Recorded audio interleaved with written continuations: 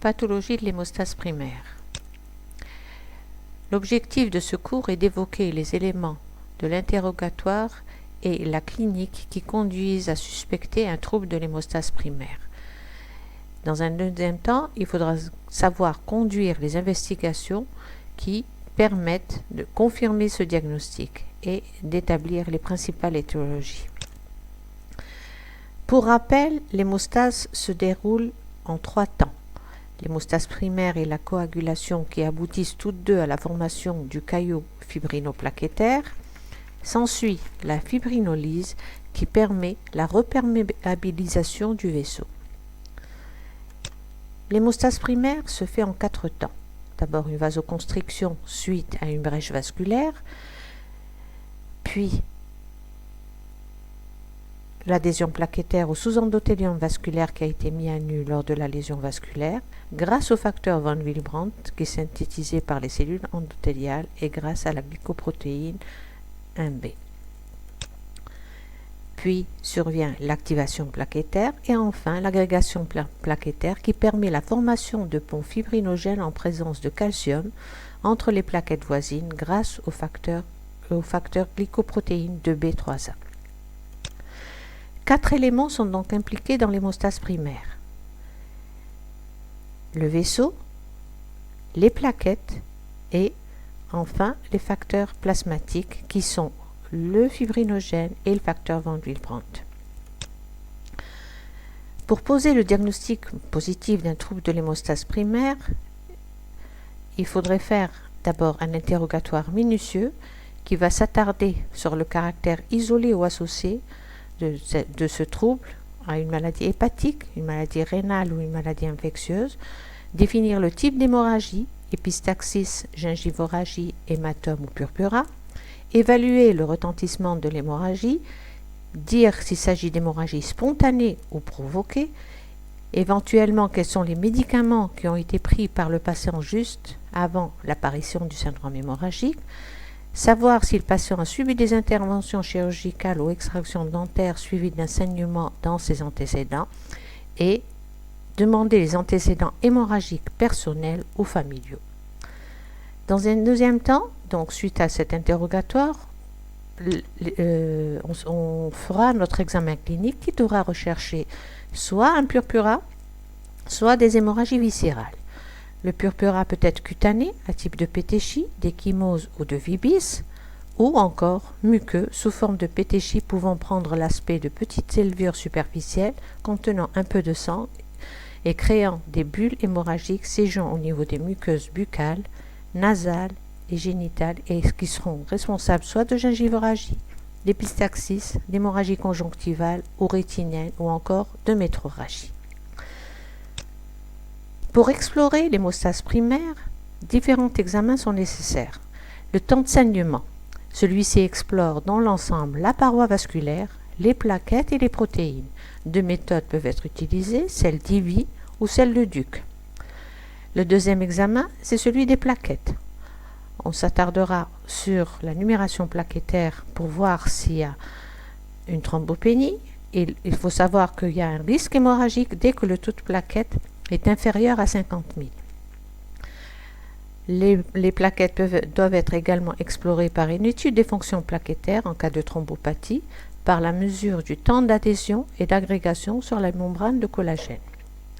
Autre examen, c'est celui de l'étude de la résistance capillaire qui explore la qualité des vaisseaux et qui consiste à compter le nombre de pétéchies après l'application d'une dépression de 10 cm de mercure par ventouse au pli du coude pendant 5 minutes. Celui-ci est pathologique si le nombre de pétéchies est supérieur à 5. Sur le plan étiologique, donc, avant d'entamer toute discussion, on peut se permettre de faire une orientation diagnostique au préalable. Donc, après un taux de plaquettes, si on est en face d'une thrombopénie, donc taux de plaquettes inférieur à 150 000, il faudra définir s'il s'agit d'une thrombopénie périphérique ou centrale. Et ceci grâce à un myélogramme qui recherchera la présence de mégacaryocytes. S'ils sont présents, c'est que la thrombopénie est périphérique. S'ils sont absents, c'est que la thrombopénie est centrale. Cette numération plaquettaire peut être normale ou encore augmentée. À ce moment-là, un temps de saignement sera nécessaire. Si celui-ci est normal, c'est que l'anomalie est d'origine vasculaire. S'il est allongé, un temps de céphaline, kaolin ou TCA sera nécessaire. Donc s'il est normal, on est en face d'une thrombopathie, et s'il est allongé, il s'agit d'un trouble de l'hémostase type Willebrand ou ou une anomalie du fibrinogène. Dans le cadre des anomalies vasculaires, quels sont les signes cliniques qui la font suspecter? Un purpura pétéchial vasculaire est le plus souvent d'aspect inflammatoire, nodulaire, nécrotique à localisation déclive qui s'aggrave lors de l'orthostatisme et qui n'atteint pas les muqueuses. Autre manifestation clinique, c'est des ecchymoses qui peuvent être aussi bien muqueuses ou viscérales. Les signes biologiques pour reconnaître une anomalie vasculaire, donc il faut savoir que normalement le taux de plaquettes est normal, les facteurs de coagulation sont également normaux, la seule anomalie c'est la diminution de la résistance capillaire.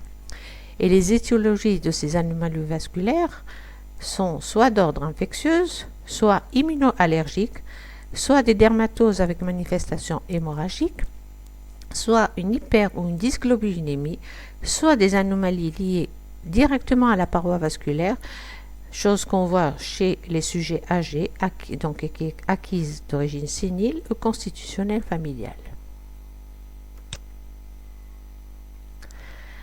Pour ce qui est des anomalies plaquettaires, celles-ci peuvent être quantitatives ou qualitatives. Pour les thrombopénies, donc anomalies d'origine quantitative, les signes cliniques qui apparaissent sont quand le taux de plaquettes est inférieur à 50 000. Elles sont de type purpura thrombopénique, pétéchiale ou échymotique, qui touche également les muqueuses, qui est diffus à prédominance déclive et qui n'est pas influencé par l'orthostatisme. Il faut savoir que plus la thrombopénie est profonde et si elle est inférieure à 20 000, il y a un risque vital qui va s'ajouter, notamment hémorragie muqueuse, épistaxie gingivorragie, hémorragie rétinienne viscérale, cérébroméningée qui peuvent être mortelles.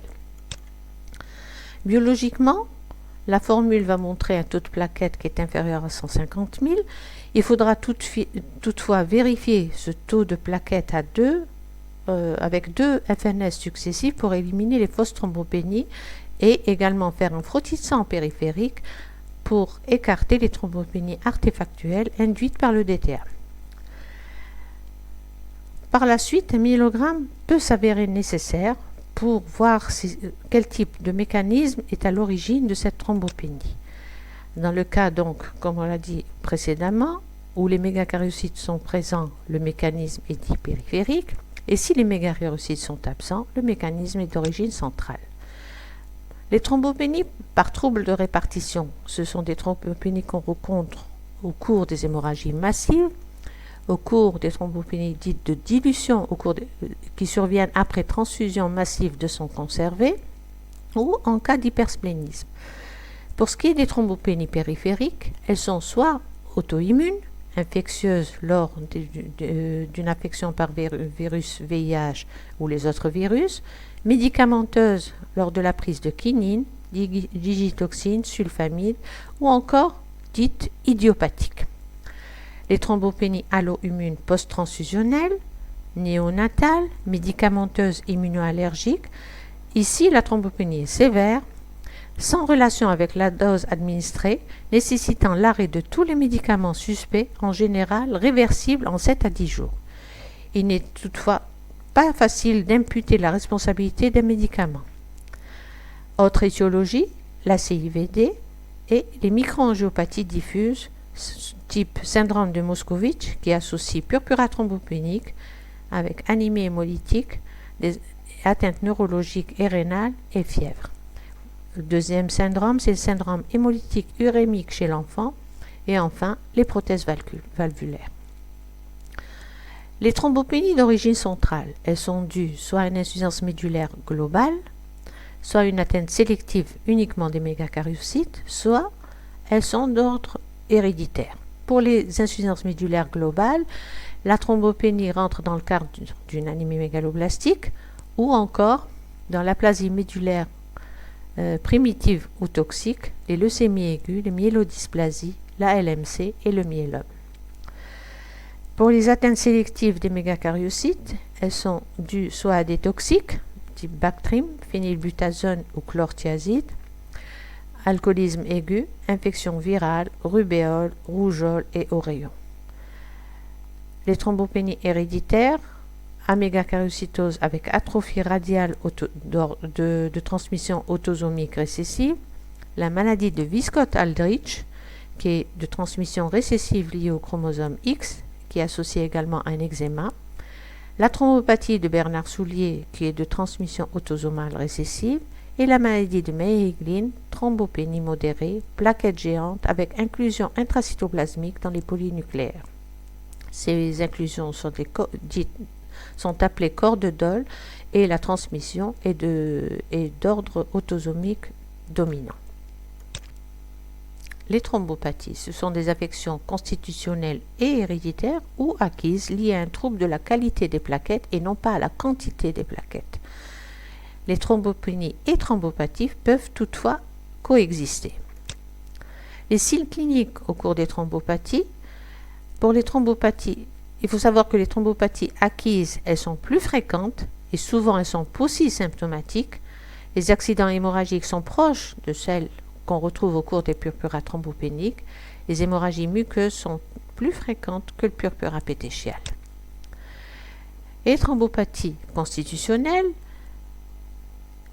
premièrement, donc, c'est à la dystrophie thrombocytaire hémorragie par de Bernard-Soulier, qui est liée à l'absence du glycoprotéine MB, qui est le récepteur du facteur Willebrand et qui est nécessaire à l'adhésion des plaquettes aux structures sous-endothéliales. La transmission se fait selon le mode autosomique récessif. Le syndrome hémorragique est présent dès la naissance et il s'améliore avec l'âge.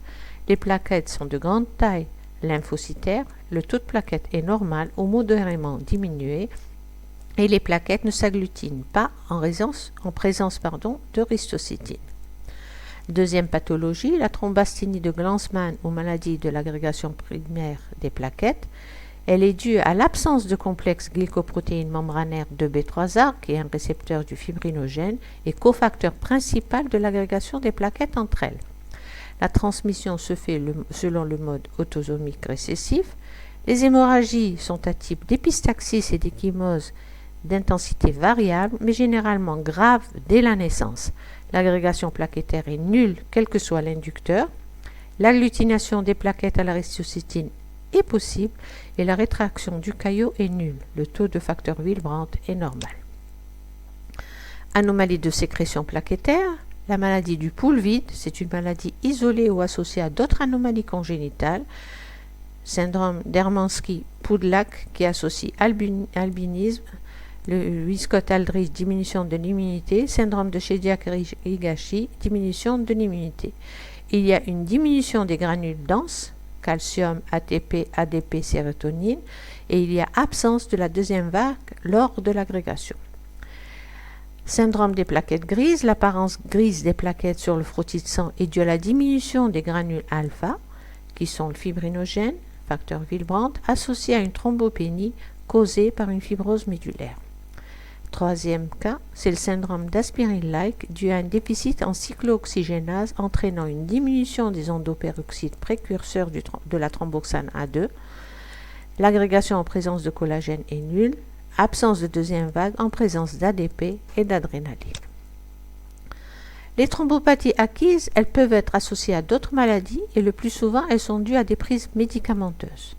Les principales causes, c'est les médicaments, notamment les inhibiteurs de la cyclooxygénase dérivés salicylés tels que l'aspirine, les antiagrégants Plavix, Ticlid et les anti-inflammatoires. Inhibiteurs du recaptage de la sérotonine, antidépresseurs et les antibiotiques type bêta-lactamine à forte dose. Les thrombopathies peuvent se voir également au cours de certaines hémopathies, notamment les syndromes myéloprolifératifs, les syndromes myélodysplasiques et les dysglobulinémies. Autres pathologies, insuffisance rénale et alcoolisme. Maladie de Willebrand. donc déficit en facteur plasmatique. Vous savez que le facteur Willebrand collabore à l'adhésion plaquettaire grâce à la glycoprotéine 2B3A. Et au cours de la maladie de Willebrand, qui est la plus fréquente des affections hémorragiques constitutionnelles, elle est due à un déficit en facteur Willebrand qui est nécessaire donc à l'hémostase primaire. Le mode de transmission est le plus souvent autosomal dominant, rarement autosomal récessif. Sur le plan physiopathe, on assiste à un allongement du temps de saignement qui n'est pas dû au nombre de plaquettes, à une anomalie des plaquettes, mais à l'absence de la protéine plasmatique nécessaire à l'adhésion des plaquettes aux structures sous-endothéliales, qui est le facteur Willebrand. La diminution du F8 est due à une diminution du facteur Willebrand qui ne protège plus le facteur 8 qui est dégradé d'une manière excessive. Cliniquement, les symptômes sont d'autant plus précoces que l'atteinte est grave, sous forme d'hémorragie cutanéo-muqueuse, à type d'épistaxis et chymose gingivorragie. On note l'absence de purpura pétéchiale retrouvée au cours des thrombopénies et absence d'hémarthrose, hématome et hématome observés au cours de l'hémophilie A. Les hémorragies après extraction dentaire ou opératoire peuvent être révélatrices dans les formes atténuées de maladie de Willebrand. Le diagnostic d'orientation est fait devant un syndrome hémorragique cutanéo-muqueux avec un nombre de plaquettes normal et un allongement du TCA qui est avec un taux variable de facteur 8 qui est plus ou moins abaissé. Le temps de saignement et le temps d'occlusion plaquettaire, s'ils sont pratiqués, sont allongés, mais peuvent également être normaux. On confirmera le diagnostic par un dosage de l'activité du cofacteur du facteur von Willebrand, du taux antigénique et de dosage du 8. Ces analyses permettront de caractériser le type de déficit que présente le malade. Déficit quantitatif de type 1 ou de type 3 ou déficit qualitatif de type 2. Pour traiter ce type de maladie, il faudrait savoir d'abord qu'il y a des mesures préventives à adopter. D'abord, il est contre-indiqué de donner des médicaments antiplaquettaires ou anticoagulants sauf avis spécialisé, pas d'injection intramusculaire, pas de chirurgie ni de gestes invasifs sans traitement approprié, administration de desmopressine en première intention dans le déficit de type 1 par voie intraveineuse ou intranasale, administration éventuelle de concentré de facteur Willebrand purifié par voie intraveineuse dans les cas où la desmopressine n'est pas efficace ou insuffisante. En conclusion, pour faire le diagnostic d'une anomalie de l'hémostase primaire, l'interrogatoire est primordial, les antécédents personnels et familiaux, il faudra rechercher une notion de prise médicamenteuse et une notion de pathologie sous-jacente. Biologiquement, les tests à faire sont la FNS, le temps de saignement, un frottis de sang périphérique, un taux de prothrombine et un TCA. Attention aux fausses thrombopénies, le traitement reste dépendant de la cause. Je vous remercie.